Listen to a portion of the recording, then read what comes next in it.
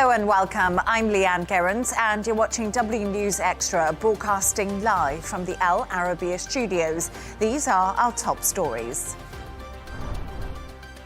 Iran names Mojtaba Khamenei to succeed his father as the country's next supreme leader. The announcement sends the price of oil rocketing, surpassing $100 a barrel for the first time since 2022. But President Trump says it's a small price to pay for peace. And Macron promises to deploy almost a dozen warships to the Middle East as the conflict enters its 10th day.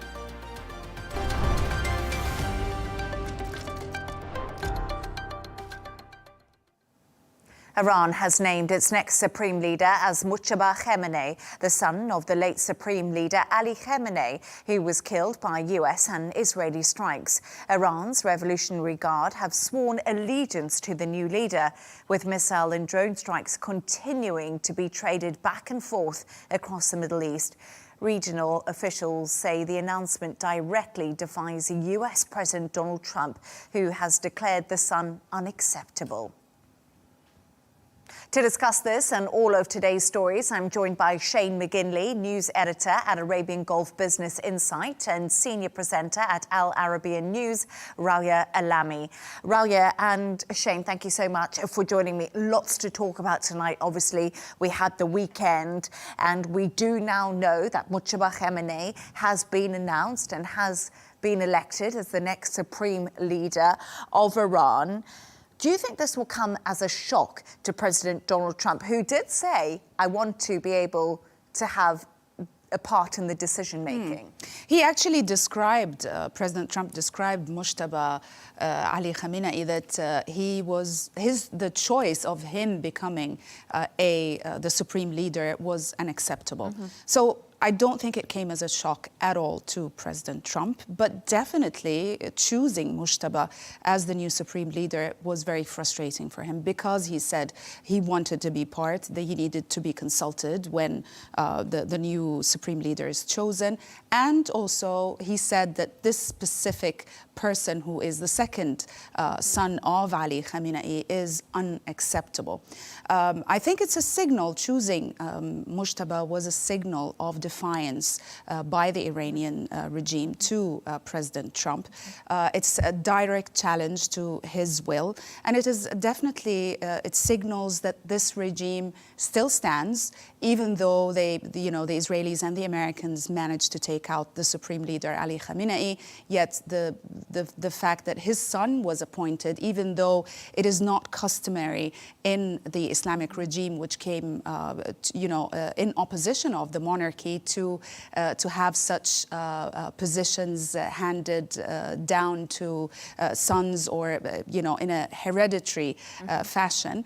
And also Ali Khamenei himself was not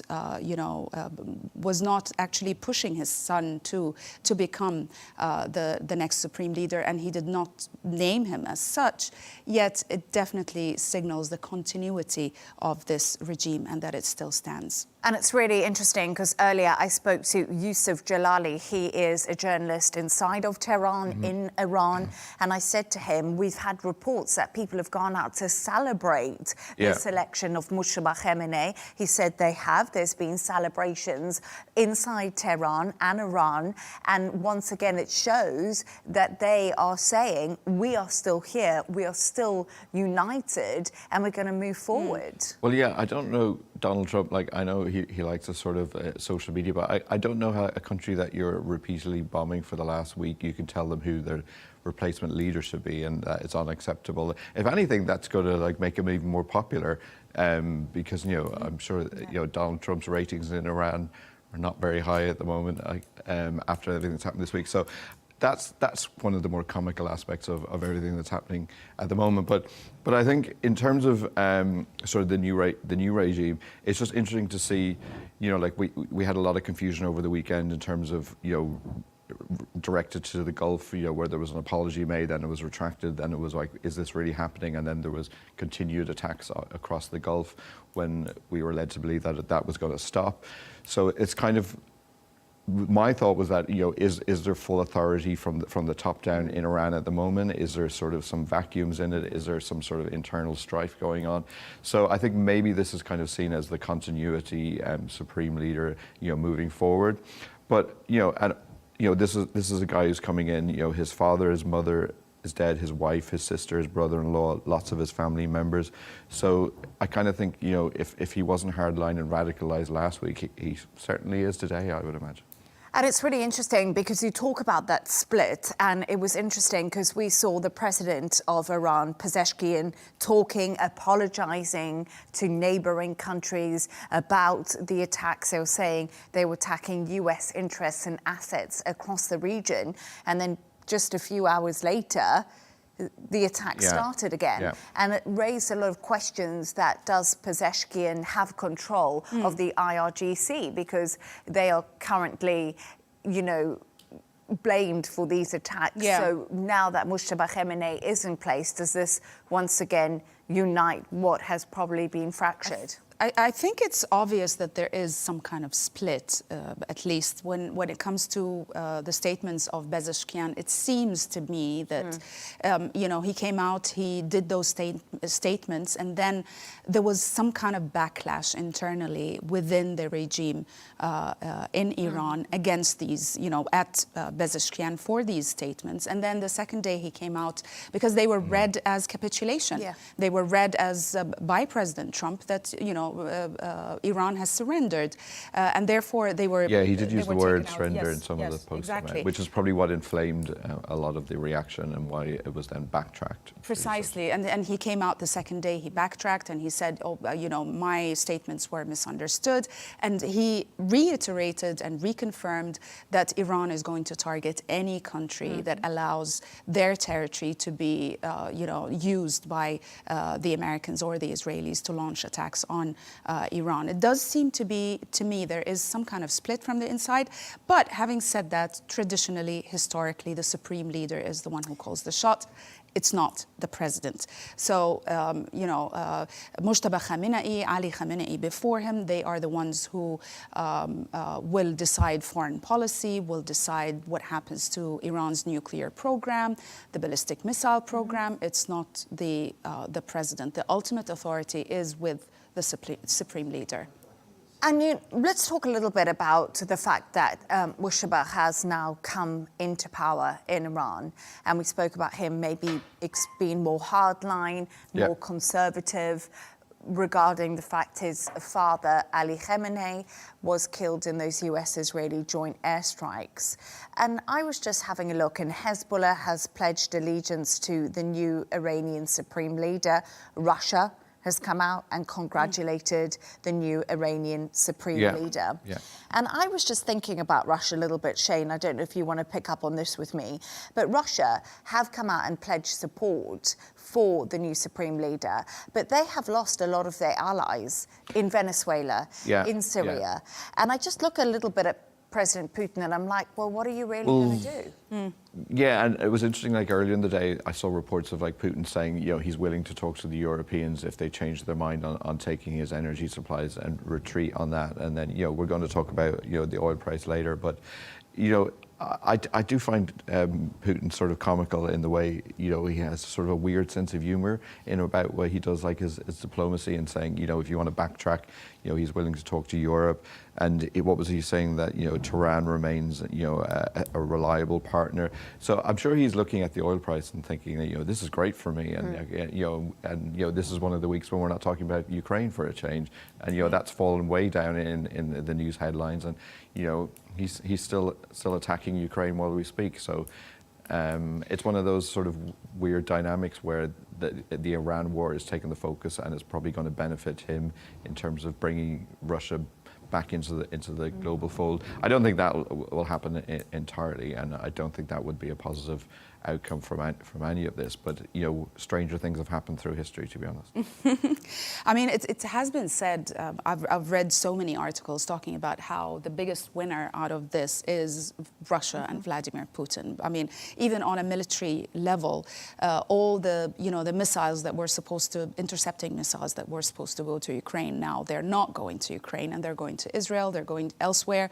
So therefore, Russia has a military edge these days, or since the war on Iran began, because of that, apart from also, the oil prices and all that. So, I mean, it seems that Russia, as you said, but then on the flip side, we saw Zelensky had sent drone experts to the Middle East. So UAE. It's just a bizarre week for exchange for supplies that they need. They're now coming to the aid of rich countries in the Middle East with that he's been looking for backing. So diplomacy is just taking on really strange levels. And I think the Ukraine is a really interesting angle that we need to look at, because, it's drones that Iran is firing into neighboring Gulf countries. Yeah. And this is Shahed drones, the kamikaze drones, they have lots of different names. And that is carrying about 50 kgs of explosives, very difficult actually to navigate in the skies. It's not like a ballistic missile. And think about Ukraine. They've actually tried and tested this in a live war setting. So they are the right people to be able to come and provide that technology. They have a lot of experience. Try and test it. Yes. Yeah, completely. Yes, completely. absolutely. But Iran also has been working on their drone, capabilities for a while as well. So yeah, I mean, it is let's put it this way: the Ukrainian expertise are well needed in the region right now. And then let's also just have a final thought, really, when it comes to Iran, because the US and Israel are continuing their military strikes on Tehran, across Iran, and we saw those pictures yesterday of them hitting the oil fields and all that black smoke just choking Tehran. Also, that journalist said to me earlier there was black rain. Rain, yes. So they also just, by the sounds of it, had a weekend. Yeah, exactly. And these absolute carnage. These were sort of like people that Donald Trump was before telling them to rise up against the regime, and when they're suffering those kind of conditions, it's not really going to work in his favor, and promote him as the savior of the popular vote. And actually, this is a really good point, because even after the choosing or appointing Mojtaba as the supreme leader, there were also riots in or demonstrations in the streets in support of this appointment and in support of Mojtaba. And that goes completely against what the Americans and the Israelis were hoping for, I think, at the beginning, at least the first few days, that, very hard hits. If the regime sustains really hard blows, then we are giving the people the chance to rise up and actually topple the regime from the inside. But that didn't happen. And I think, with the killing of Ali Khamenei, at least part of there was some kind of a uniting. It was, even though it was meant to do exactly the opposite, but it kind of united the Iranian people behind the regime. And that's why we're seeing these supportive demonstrations today for Mojtaba. And we have not seen any real action on the ground to, from popular action to topple the regime, as the West was hoping. Yes, and it's one of those situations I'm sure we'll continue discussing for the days to come. But Shane and Rawia, thank you very much. Let's move on now to another story. Oil prices have risen above $100 a barrel today for the first time since 2022. Petrol prices could increase even further as a result of the ongoing conflict, with investors panicking about the biggest single-day spike in 6 years. But President Trump says the short-term price increase is a very small price to pay for world peace. And Shane, we're going to start with you right now, because let's be honest, a lot of people have been watching the oil price today. I think that's the first thing I wanted to find out, is when they open back on a Monday, because it's something we were waiting to see the reaction from over the weekend. But is this been better than we expected in some respects when it comes to oil as things have unfolded over the last few days?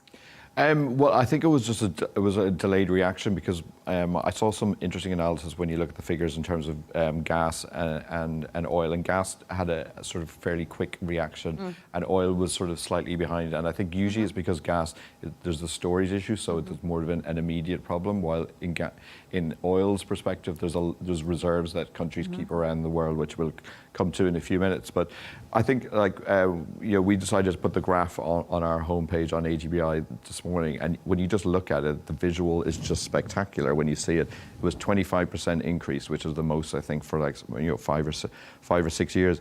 But so the main question is kind of like, why did it happen now? And it's all just become that little tiny bit of water, the Strait of Hormuz. And why is that important? Because 20% of all the oil goes through there. And a lot of the oil obviously comes from the Gulf countries, and they can't get that out. And a lot of countries like Kuwait have had to, their storage is filling up, so they can't really produce anymore. At the same time, Iran, as you were talking about, Iranian oil facilities were attacked, and in retaliation, pretty much most of the GCC countries have had their facilities attacked. Some of the largest ones, across the region have been attacked. So you can't get the oil out even if you're reducing the production. So, and then I've talked to family and friends back home in Ireland. The cost of oil is gone up already that they were buying this morning. American MAGA supporters who are going to the pumps with their huge cars, they're going to be paying a lot more. So it's kind of there's hundreds of ships that are sort of stuck on either side of the strait and can't go through. And that is a massive issue. Like the White House has spoken about how they're going to sort of personally back insurance, because insurance is hugely rising, as you'd imagine. And they've said about having Navy ships accompany them, and I think we saw about the French sort of dedicating to do that as well. So that's why it went up 25%. It has settled back down to 97%. It is at the moment, which, and you were saying earlier, $100 is kind of the psychological mark. And when you see 97, you feel, that's okay. Threshold. But then when it went up to 119 and it's a triple figures, like that's when you start to really get worried. And there was, I think it was Goldman Sachs and the FT was saying it could go to like 150. And, there was talk of 200, which, again, I always like to be optimistic. I don't want to talk about 200. But I think what we kind of need to look tomorrow, because the G7 are talking about releasing reserves, and when we've had previous conflicts, a lot of the countries they made a rule to have 90 days worth of oil. So it's not like the oil stops in the Strait of Hormuz and then there's no more. Most of these countries have reserves in place. But it's really interesting because we talk about these reserves and we talk about the G7 and their meeting today, and people actually saw the oil price fall on details that they could possibly start releasing some of the glut that they have back into the market, which will obviously short-term bring down the oil price, but long-term they will have less reserve. But they held back from doing that. They I think it's because they don't know how long the war is going to go on. Like, us sitting here thinking, it might be a Venezuela situation and it'll be over in a few days, a week or something. Yeah, but then Trump has said it could be like 4 to 5 weeks. It could be longer. And to give you the numbers, so there's about like 1.8 billion barrels across all of these countries they're in their reserves. So the average use per day is about 100 million. Yeah. So that shows you, it's a lot, 1.8 billion. But if you sort of stop completely the reserves coming, the supply coming through, then the reserves will start to be depleted like fairly rapidly. And I think the reason the G7 is looking, going, well, we don't want to use up all our reserves because we don't know what's going to happen. So I can kind of see the merit in it, and they're probably trying to weigh, okay, if we take a small amount of reserves out, because they were talking about like saying 300 to 400, which is a record amount that hasn't been done. And they're probably looking back to the Ukraine-Russia invasion when they did actually release some of the reserves, and it kind of did bring down the price a bit by a couple of percent. But like I said, it was up to 120. So they're trying to do a balance act where, like, how much can we let the price sort of stabilize at around 100 for a while? What impact will that happen? Because the immediate is, inflation's going go up. Everything will get more, not just pumps, everything will get more expensive. Yeah, exactly. You know, we talk about food, we talk about all of electricity.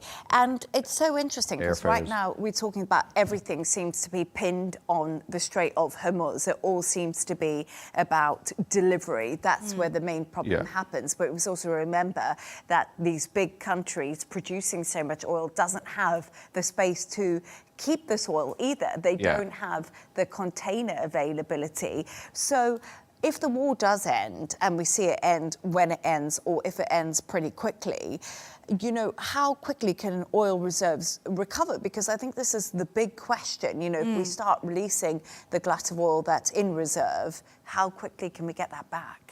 Well, if the Iran war stops tomorrow, the global oil supplies would stabilize quite quickly. We're talking about days, maybe a few weeks. But to get the global inventory or reserves back replenished in terms of in market terms, that would probably take months to do that. So basically, let's say the war finishes tomorrow. We'll have a few stages now. The first phase, which will be days, probably around days, maximum a week or so, this will be the stabilization phase. So because the markets react immediately, usually, to geopolitics, the tankers would resume probably normal routing around the Strait of Hormuz. The risk premiums and the insurance premiums are going to come down. So we are going to see probably the prices of oil drop quite sharply within the first 48 to 72 hours, within the first 2 to 3 days. But because the global stocks are still tight and depleted, then we move to the second phase, which is between 1 to 3 months. This will be the rebuilding of inventory phase. What happens is usually refiners and traders start restocking, but they do it slowly so that they do not drive the demand up and therefore drive the price up again.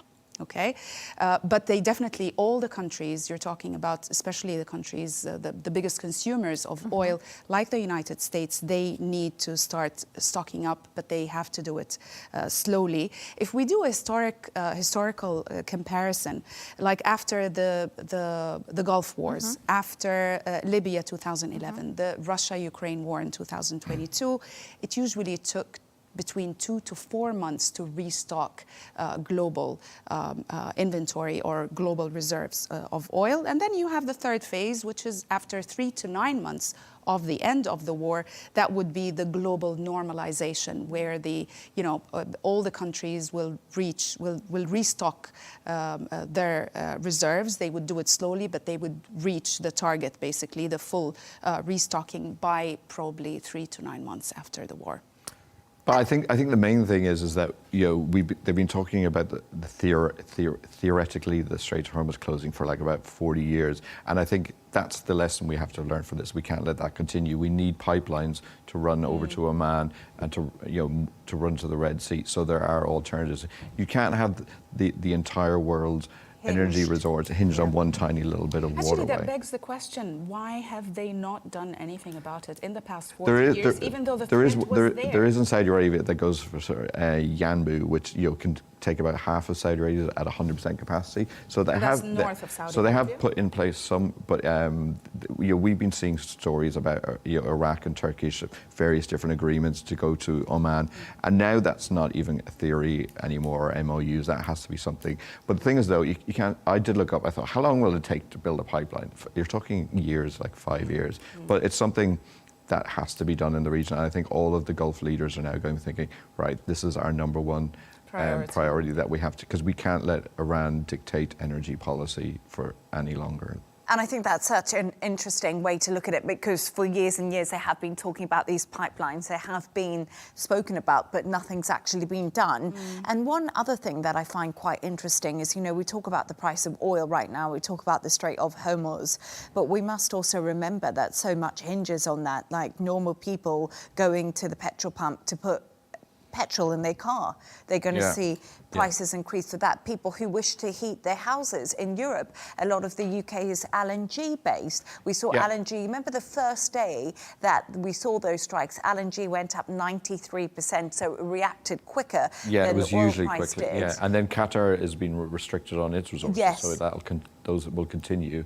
And then it's not even that if inflation goes up, then the interest rates, the Fed is due to meet in about, I can't think of the date off the top of my head, it's the 18th maybe around March. So, are they going to make more cuts? It's probably looking unlikely. And then if you've got a mortgage or you've got any kind of a loan, then borrowing gets more expensive, and then it's a difficult one. You're one. paying more at the supermarket, you're paying more with your electricity bill, you're paying more for transport. Yeah. Jet fuel has gone up a lot, so the prices of flights have gone up a lot. I'm due to remortgage at the moment my property that I own in the UK, and it's not a good time. It's not a good time. A lot of the basics for fertilizers goes through the Strait of Hormuz. So farming, wheat, bread. It's just it's all interconnected. Everything. And I find that so fascinating when it comes to the economics of things like this. In many ways, it's a real fascinating part because it's in the prism of everything. Economics affects everything. Economics drives politics. 100%. And what's really interesting, and what we've seen, that anything that can happen all the way across in a different continent on the other side of the world, affecting oil, it will affect it basically all over the globe. So it's time to get those solar panels out, I think. So. Yes, indeed. Stick them on top of the roof. I'll do that tomorrow morning. But anyway, thank you so much for your thoughts on that. Now, the UK's Prime Minister has spoken to President Donald Trump for the first time since the US President openly criticised the UK's response on Iran. As a result, the UK has now agreed to let the US use British bases for defensive strikes on Iran. Meanwhile, the British Chancellor Rachel Reeves has attended an emergency G7 meeting today to discuss the economic impact of the conflict that's ongoing. Rawia, I found it quite interesting because she actually, at that G7 meeting, Rachel Reeves did say and did warn about the rise in inflation that could happen in the UK. So the Chancellor, even though often delayed, is now sort of clocking onto that. So Trump and Starmer, it's not been a great week, has it? Must have been a really awkward conversation. But anyway, they've spoken. And what happened? Are they friends? We don't really know what happens. We know that what happened, really. We know they spoke. The official readouts were very brief. They talked about that, the two leaders, they discussed the Middle East situation, the UK-US military cooperation. Now that the UK has allowed the United States to use some of its RAF bases for defense. And also, what we know, they agreed to stay in contact. So this is what we know. We don't really have any detailed account released as to what happened during the call. No confirmation of specific agreement or disagreement, on any policies. But if we want to guess, or what it seems, that this call was aimed at to ease the tensions between President Trump and Keir Starmer, especially after Trump's rant and criticism of Britain's stance and Keir Starmer's stance regarding the Iranian war. Also, it is likely that they focused on coordinating the roles while maintaining the alliance. And also, it is more seen as a diplomatic damage control rather than, any major breakthrough. And it's quite interesting, actually, because just before we came on air, we did get reports that RAF jets are carrying out missions over the UAE, and that's something that they're now saying in the UK, which I find quite interesting. It seems that the UK is getting RAF more jets involved. carrying out missions, so it seems like they are getting more involved. But once again, more on the defensive side of things. We're definitely seeing the UK taking that more cautious approach, and they're doing it from the defensive side. And we do know that the ship is coming. Coming time, yeah. It's left. But what I actually find quite fascinating today is that the French President Emmanuel Macron seems to be coming out the really strong European leader in all of this. He was in Cyprus today announcing the deployment of 12 Navy vessels to protect allies in the Middle East. He's also talking about opening the Strait of Hormuz. Meanwhile, Britain's HMS Dragon still has not left yet. No, it hasn't. And I thought it was interesting over the weekend, Tony Blair came out in time for the Sunday papers to sort of hit out Starmer. I did think that was well timed. It was well timed, yes, for the Sunday papers. But it just shows you how things have changed. Like, him and Bush, Bush managed to charm him to come in, and it was always seen as a sort of collective and international effort. While Trump just doesn't seem to, just does his own thing, and then if you want to come along afterwards, and then gets annoyed when they didn't win.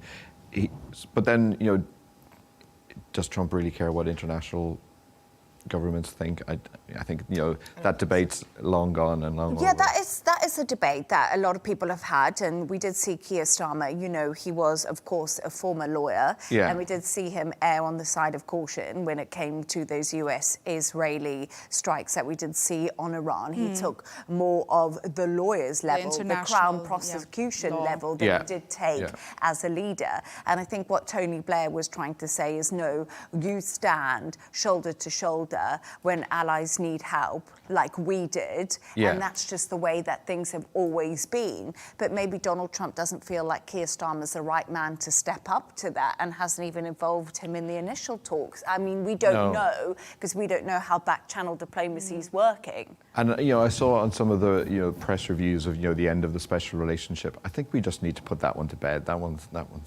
I think it's not so special anymore. No. We've been talking about the special relationship, and I don't even know who made that up. Right? And what's so special about it? Nothing. I'm telling you. But anyway, the fact that they were traditional allies for a long time, that's special. Yeah. So, France coming out, as we did say today, now these RAF jets carrying out missions over the UAE. When HMS Dragon does come, that's more backup too from the UK. But also, we must remember something. We talk about Keir Starmer and Donald Trump right now, but you remember at the beginning, they actually had a really good relationship. Keir Starmer actually did extremely well on trade when it came to Donald Trump, on trade. And he seemed to be the man that could really connect with Donald Trump, and that was extremely positive, and something Keir Starmer did extremely well. And you remember he gave him the letter from King Charles to invite invite President Donald Trump, and people are now saying, oh, maybe we should delay the King's state visit to the US, because we saw Donald Trump arrive in the UK at Windsor Castle. There was a fly past, there was pomp and pageantry. They went all out.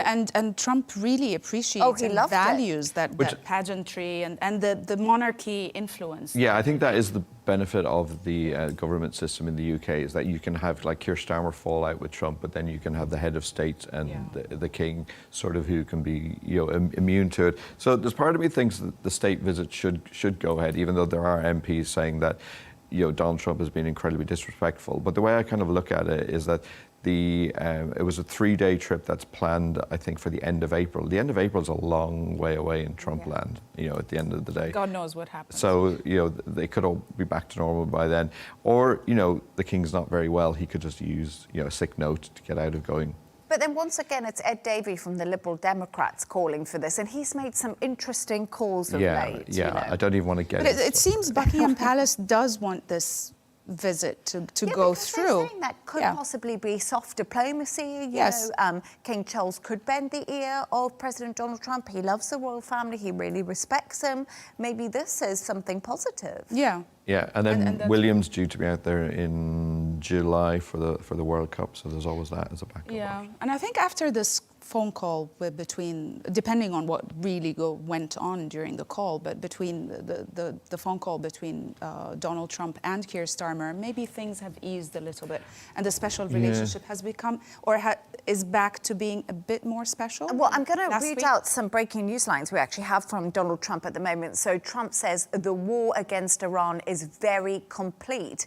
That is a CBS News report. So Donald Trump says the war is complete against Iran, and the Kremlin has also been speaking and says Trump has called Putin to discuss Iran and Ukraine. So we're hearing there Donald Trump saying the war against Iran what does is that mean, complete. Is it finished, Jenny? In Donald Trump, that is his interview with CBS, so he's saying it's complete. Obviously, Donald Trump maybe feels that the missions have been carried out, or there's something we don't know. Because what I also found quite interesting is Donald Trump will be holding a news conference this evening, so that's been announced. So we will know in the next few hours when Donald Trump delivers that news conference what he's speaking about. Maybe there's something we don't know. Maybe that's what the G7 delaying the reserves. Maybe they know something. Could have been. Maybe the United States will call off there or finish, or they say we've achieved our targets, you know, we've completed our mission. Maybe the Israelis will continue. You know, the military strikes, God knows. We'll just have to wait for the press conference. But this is really interesting. So this comes ahead of that press conference, which I find absolutely fascinating. And once again, the Kremlin getting involved, saying we've spoken to Donald Trump. And we did speak about Vladimir Putin, you know, offering his services for mediation with Iran. You know, Stranger things have happened. He's out there. I mean, he's putting his hat in the ring, Putin. But there we are. So we got that breaking news line. Donald Trump, war against Iran complete. Let's see what that news conference brings later. And finally, we've reached that point in the show where Shane and Rawia tell us a quirky story of the day. Shane, your story just absolutely has infuriated me beyond all kinds of belief. I'm mad about this, absolutely mad about it. And it's about people trying to get their pets on planes and just leaving them in the Middle East because they're trying to escape. We've seen pictures of pets just left, which I just think is disgusting. It is horrendous. So there's two parts of the story. There's one, there are people who've been leaving their pets behind and sort of evacuating out of the Gulf area, which I think is like horrendous. And unacceptable. We adopted a cat, and one of the conditions was that you had to prove that you had enough money to get them out of the country. And then the flip side is, like, one of my colleagues did an article about relocation services and from the Gulf back to your home country, and it's not surprising that those queries have gone up, maybe 500% in the last couple of days. So people are looking to get their cats and their dogs and various pets out of the country, which I think is 100% the right thing to do. And these reports that you've seen of hundreds of animals just being left. Unfortunately, that is one of the horrible things that we see every summer when in this part of the world, of people just abandoning their pets, which as I'm an animal lover and I think it's horrendous. And I must say something that I have 2 dogs in Dubai, which I enjoy, and my little dog, my new dog, was abandoned here, and I rescued him from a shelter. And once again, the same kind of story, just left to starve because they left the country and they just abandoned the dogs. And it's absolutely horrendous, and it is the reality of sometimes. Like some of the reports were saying that some of the vets were getting animals left and they were having to euthanize them, which or the pets were asked to put some dogs or some pets to sleep because simply their owners cannot take them with them. While they're perfectly healthy. But the flip side as well, I think, maybe, if there is emergency evacuations, make it slightly easier to get your pet on the plane. Yeah. Because there is a lot of paperwork, so. That's true. And I guess one thing is that we've seen like pets being abandoned and the outpouring of love from the people here and the adoption of those pets. But I still stand by the fact. But there are a lot of people doing this stuff as well. Like, there was a lot of people who couldn't get back into the country, and a lot of the cat sitters who were friends of mine, they were talking that they were continuing to look after those until the owners could return. So there is a lot of horrendous things you're seeing, but there's a lot of community acts and people gathering together.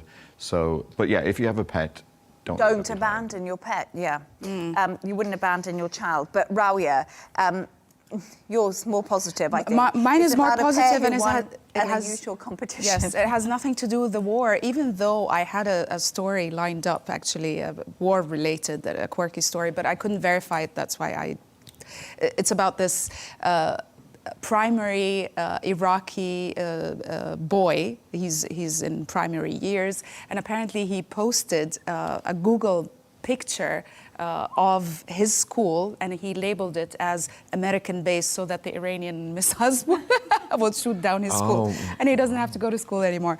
But this is not my story. My story is exactly what we're looking at. It's this competition that was partner carrying, because you have some wives carrying their husbands in this competition, but it's a pair of Finns who actually won this competition, and this is the 17th year that this competition goes on, regardless of the weather. As you can see, with difficult weather, rain, mud, it doesn't matter.